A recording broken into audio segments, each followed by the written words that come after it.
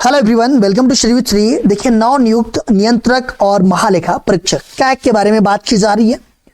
Video को बहुत ध्यान से सुनिएगा, ध्यान से देखिएगा, क्योंकि लास्ट में एक अभ्यास प्रश्न पूछेंगे, उसका आंसर आप लोगों को कमेंट बॉक्स में देना है।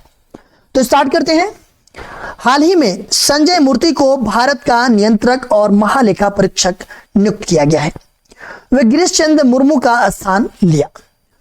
देखिए, पहले जो है कि कैग कौन था, तो गिरीश चंद्र मुर्मू थे, और अभी जो है कि हाल ही में किसको बनाया गया है, तो ये जो है कि संजय मूर्ति को बनाया गया है।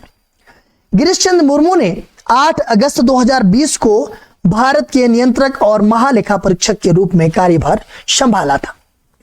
वह 20 नवंबर को अपना कार्यकाल पूरे किए।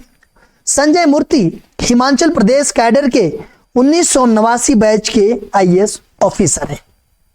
वही अगर हम बात करते हैं नियंत्रक और महालेखा परीक्षक कैग के बारे में, तो भारत में एक महत्वपूर्ण संवैधानिक पद है।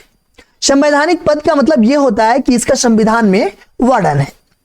यह वित्तीय लेखा जोखा, सरकारी खर्च और बजट की पारदर्शिता को सुनिश्चित करता है।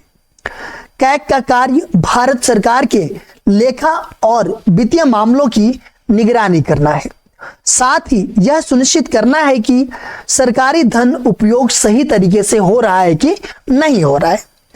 कैग का पद भारतीय संविधान के अनुच्छेद 148 से स्थापित किया गया है। राष्ट्रपति द्वारा नियुक्ति। कैग का कार्यकाल 6 साल का होता है। मतलब कैग को कौन नियुक्त करता है, तो ये जो है कि कैग की जो नियुक्ति करता है वो जो है कि राष्ट्रपति करता है, और जो कार्यकाल होता है इनका कैग का वो होता है 6 साल या 65 वर्ष की आयु। मतलब कि इन दोनों में जो भी पहले हो जाए, अगर 6 साल पहले हो जा रहा है तो 6 साल बाद जो है कि ये सेवा इनकी समाप्त हो जाएगी। अगर 65 वर्ष हो जा रहा है पहले, मतलब कि 6 साल और 65 वर्ष का मतलब ये है कि मान लीजिए कि ये 60 साल के हैं, ठीक है, 60 साल के हैं, तो 65 साल के होंगे तो ये 5 साल के बाद ही रिटायर्ड हो जाएंगे। ऐसा नहीं कि 6 साल होगा। अगर ये 55 साल के हैं तो 6 साल होगा तो 61 साल में रिटायर्ड हो जाएंगे। मतलब इन दोनों में जो भी पहले होगा वो जो है कि उतना तक ही ये सेवा दे पाएंगे।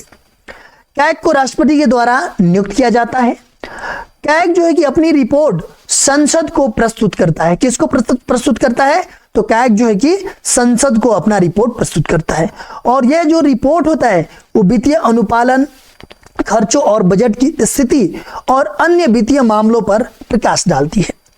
संसद में प्रस्तुत की गई जो रिपोर्ट है इस पर जो है कि बाद में संसद समितियां चर्चा करती है। जो संसद की समितियां होती है इस पे जो है कि चर्चा करती है। देखिए, अब ये क्वेश्चन है कि किसे भारत के नए नियंत्रक और महालेखा परीक्षक यानी कि कैग के रूप में नियुक्त किया गया है।